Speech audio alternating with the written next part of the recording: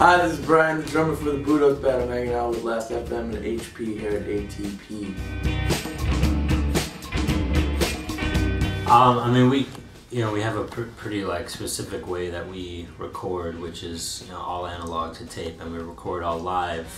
For the most part, there's not like a lot of overdubbing or anything like that. So, with that in mind, I mean, we make, I think what we're trying to do is to make records that's like a record that sounds like it's from the early 70s or something like that, that you'd like be at a garage sale or something and rummaging through, and like you never heard of this band before and you never heard what kind of music is this, what are they doing, and then you throw it on and then it turns out to be this cool kind of obscure collection of styles and influences, and has that somewhat old sound to it. So I think that's what we're going for.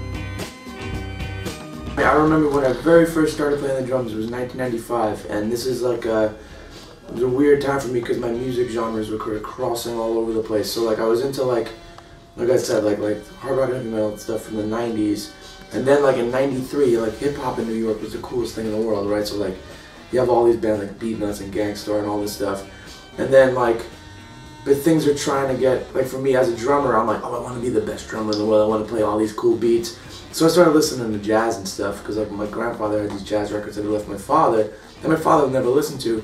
So I started digging through and I'm seeing all. So one of them was Max Richt's buddy Rich Roach. And I hear this insane drumming, and my head is going into 3 different places at once.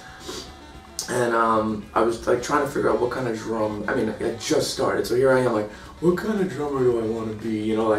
That happens, but and I found this, you start finding music like Boogaloo and Afrobeat and all this old soul music that isn't James Brown, it isn't the famous guys, it's these obscure guys that release 1 7-inch, and you start finding all this music's out there, and it's holy crap, there's amazing music that you will never hear. Well, maybe now it's a little easier with the internet, but in the 90s my internet connection was crap, so I couldn't just go cool funky breaks on the internet, you had to go digging for it.